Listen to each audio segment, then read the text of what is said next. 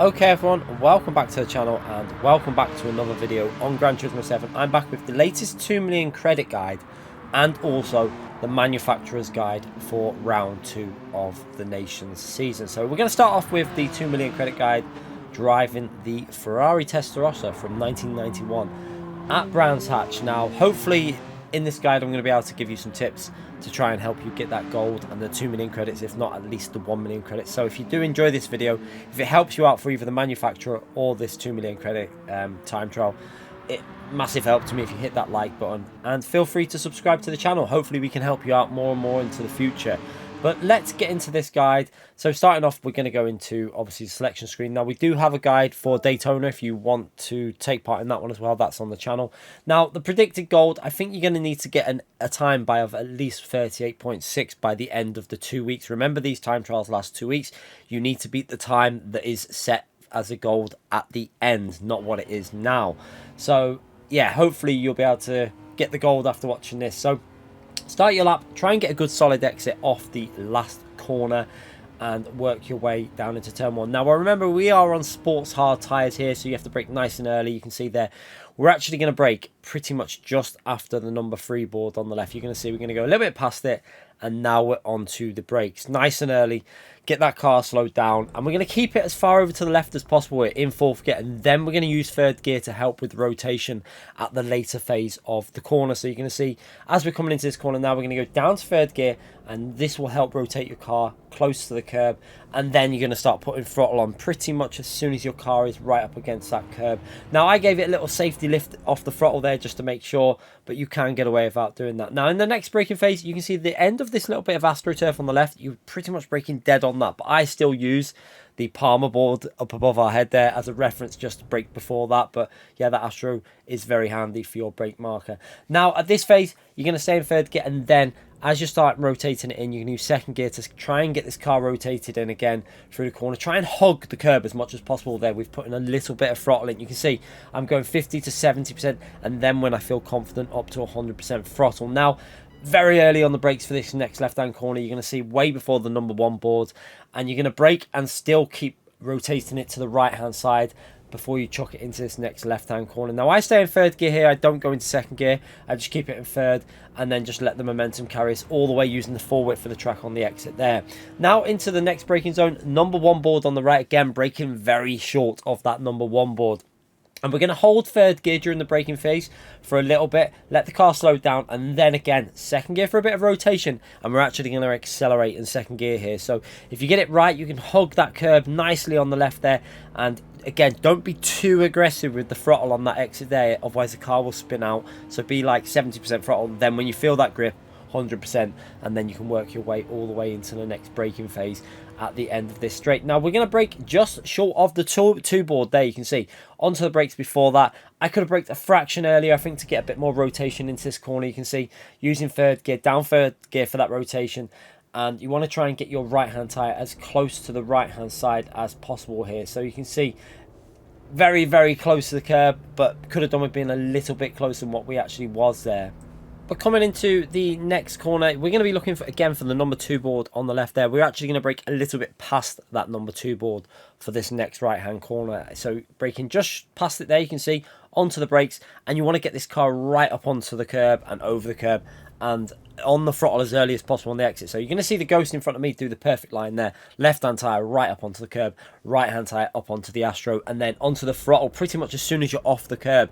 And try and keep that throttle down all the way on the exit there to keep the momentum into the next braking phase. Now we're going to look for this little bit of green marking there on the barrier to the left. You can brake just short of that, way before the number 1 board, and then down to 3rd gear. And I actually start turning in a little bit too early here. You can see, ideally, you want to be where the Ghost is, and then you can straighten the car up better to accelerate out of it. I'm surprised I got away with that little bit of corner cut there, but it looks like I didn't lose too much time. It was more the stability of the car, and then into the next braking zone, braking short of that number 1 board again. Make sure you brake early for this corner, because the earlier you brake, the more you can get this rotated in, and then the earlier you can get back onto the throttle to carry the speed out of this corner. I run right up to the curb there, and I think I just get away with the dirty tyres. It was very, very close to picking them up. And then into the next braking phase, we're going to go past the number 2 board and then onto the brakes, using the gear shifts to rotate the car in. So again, using second gear as we go into the corner, and then back up to third gear for the acceleration phase as you're coming out the exit. Second gear helps rotate it in so you don't get that understeer on the exit. And then we're going to keep the car all the way over to the right hand side for the shortest distance to the finishing line. So we go over the line for a 36.8. Not an amazing lap, and I didn't push it too hard because obviously we were doing the guides for both this and the manufacturers all in one video, so it was going to take quite a while to get all this done, so I didn't want to spend too long on each individual time trial. So again, we're going to watch it from the chase camera. You can see about using them gears to rotate it in. Second gear really helps with the rotation, and then hogging that curb. It's really important to do that. If you get that right, you can really gain a tenth or so there just on the rotation, and then getting on that throttle a little bit early. Again, into this left hand corner, so you can use second gear to help with the rotation into that, and then upshift to third before you get on the power. But I found that third gear staying was a little bit more stable. Again, this corner, if you don't want to use second gear and you just want to go for a consistent approach, you can get away with just keeping it in third and being very, very patient. It'll make the throttle a little bit easier then when you get on it, but you will lose a couple of attempts because second gear will give you a little bit better rotation and acceleration out of that corner. Again, you can see how I slightly missed that apex there. Definitely threw away half a tenth at least into that corner, and then up onto the curb here. We did this reasonably well. Could have been a bit more aggressive on the throttle. You can see there, ended up running a little bit wide because maybe I hit the curb a little bit too hard, and then this was definitely too early onto the corner. You can see I really aggressively turned in there and drifted a little bit more than what I would have liked. And then on the exit here, could have done with slowing down a little bit more than what we did. We actually do probably pick up a little bit of dirty tyres through that section, and then into that final corner using that 2 board. Again, all about gear shifts to rotate the car for that final corner. But hopefully this will have helped you get the gold or the silver to help you earn a bit of credits in the game. But we're now going to move on to the Nations Round 2 guide at Red Bull Ring in Group 3. So let's take a look at these settings. We can see there we've got ×3 tyre wear, ×1 fuel for our race, and 28 laps for the GT1 race. We'll get onto the settings for the GT2 and GT3 race in a minute, but you can see there heavy damage, and obviously custom slipstream is being used in this race. There is no required pit stops. Now there is a very good reason for that, which we're going to show you in a second, but you can see there custom slipstream, counter steer assist is not allowed, and yeah, a rolling start for this Nations round. So it's going to be an interesting race. You're going to see why very shortly here, because we have heavy rain. Now we're going to go through a track guide to start off with, and I'm doing the track guide based on heavy rain because I think this is what we're going to be qualifying in. Now I haven't spent too long. I'm just trying to give you a very basic idea here of the lines that you can use. I haven't pushed it too much, but I just wanted to give you an idea of, you know, where you're going to get the grip and where you're not, because Gran Turismo does run the wet line on this game. So into the braking zone, what you're going to see we're going to do is we're going to be further over to the right. The purple line is where you'd normally be in the dry, but we're going to be using that blue line because we want to brake off the racing line, because the racing line is slippery. If you brake off the racing line, you get better traction and better grip in that braking phase. And then obviously the same is for the acceleration phase. Now you're going to see that acceleration phase now as I turn in here. I run a little bit wide and end up getting on the dry line. Now watch the difference in acceleration on the Ghost on the right that accelerated slightly off the racing line. He's able to, that's my Ghost, able to pull away a little bit there purely because of being off the racing line where the traction is. So again, into the next braking phase, we're going to keep the car up to the middle of the track here and do the same thing again. You keep the car away from that purple line and you're basically braking on the wet line where the discarded rubber is, where all the grip is. And then we're going to keep the car straight here because we're going to use that outside line which hasn't got the slippery surface on to rotate the car on, and then cut back and try and accelerate on the off the racing line. So you can see over to the left is where it's slippery. We're going to keep the car over to the right hand side and then accelerate all the way into the next braking phase. So again, you want to experiment with these lines because you'll pick up little places where you gain time.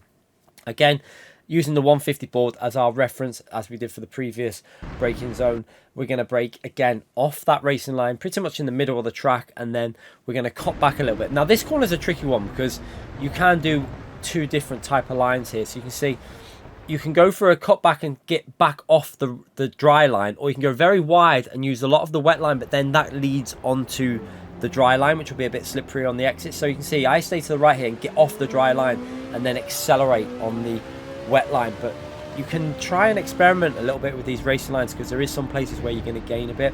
Now into this next left-hand corner, you see braking way before the 50 board, and we're going to keep the car as far out to the right as we can. So again, the wet line is all the way around the outside. You do not want to be getting up towards the curb. If you start turning in towards that curb, you're going to be sliding and losing a massive amount of time. So you can see nowhere near the normal racing line, keeping it nice and wide, and then that's going to give you all the grip on that wide outside line there. And again, into the next brake phase, we're going to brake before the sprint layout there, you can see, onto the brakes. And now this is the trickiest section of the track in the wet for me personally, because you've got to try and take a wide line, but the dry, you're going to end up going across the dry line no matter what you do here. But what you want to try and do is get the car in a straight line as possible for when you're putting the accelerator down, because if you don't, look at the Ghost in front of me here, where as a little moment there, because it's on that racing line, and I'm having to put steering input in, and because in this Ghost I've managed to keep it a lot smoother and straighter on the throttle, we've managed to pull away from that Ghost now into the next braking phase. Again, braking just short of the 100 board there, you can see, onto the brakes. And now we're going to be going into this long right hand corner, which we're going to try and take a wide line again. So you can see, following that blue line, keeping the car out to the left there, and then you can see I actually get it back onto the racing line a little bit too early, and that loses me. You can see the Ghost overtaking because I've gone onto that dry line. But then into the final corner here, brake nice and early, and what you want to do is try and use the curb to kind of flick the car through here. So get up onto that curb, and that helps you rotate it. And then what you want to do is see how you stay away from the dark line. The dark line is the dry line. We're keeping it to the right there, and you'll get way more grip on the traction. Now look at the Ghost in the distance there in the mirror, where it's not got the traction because it went onto the dry line. So that is really what you want to try and do for that corner. Now we're going to have a little look at the settings here. So obviously GT1 is 28 laps, GT2 and 3 are 14 laps. Now what this is going to mean, unfortunately for GT2 and 3 drivers, I believe you're just running a wet race. Wet tyres, start to finish, no pit, pretty static race, just trying to keep out of trouble. So I tend to run traction control 2. I did it on the lap that I just showed you. Use TC2. It should help with a bit of consistency. Now it might not be the fastest way to run in the wet, but what I find it does is it keeps your car kind of consistent in these conditions. So traction control 2 should help you out slightly in this race where it's all about consistency. Now the rain is going to stay for a long time in this combination. And I did this before I even did a bit of time trial really, so I was just trying to get an idea of if this race was following the same pattern that the World Series race followed when they did the live finals, and I can safely say it's the exact same race by the looks of it.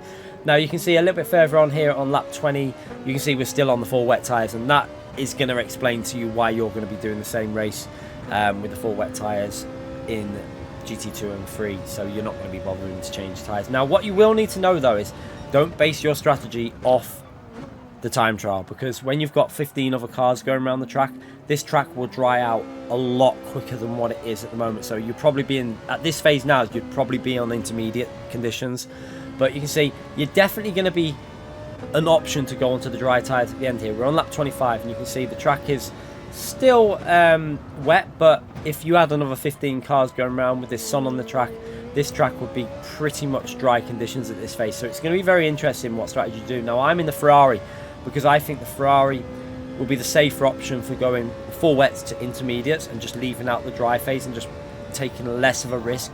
Now some people might choose to go some other cars and get on them dry tyres and try and find some pace around here, but it's going to be risky. We saw when we watched the live finals, some of the drivers ended up going onto the dry tyres. When they started overtaking, they were spinning and losing time. So it's going to be a case of, do you take a risk or do you play it safe? Now the Ferrari in the wet conditions is going to be your go-to for this race. In wet conditions, the Ferrari is pretty much untouchable for pace around any track because it gets insane traction. Now one downfall is obviously the tyre wear. So if you are going to go wets to intermediates, one thing you're going to have to do is try and cool your tyres down with the intermediate phase because the track is going to dry out. So you're going to need to search for them wet spots if you're going to go for that strategy. Now obviously you can go for a strategy where you put the dry tyres on, but that is going to be really risky. I think with the Ferrari, the strategy is going to be get on the intermediates as soon as the intermediate conditions are the best, and then you're going to gain again on that intermediate phase.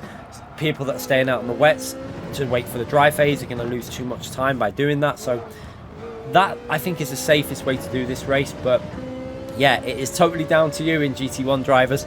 You're going to take the risk, see what the conditions are like in your race. Remember, depending on how many cars are in the race could mean different laps that it fully dries out on, because sometimes if 3 or 4 people quit out, the track will take a little bit longer to dry out. But hopefully I've given you some relevant information. Hopefully we've helped you out in this video.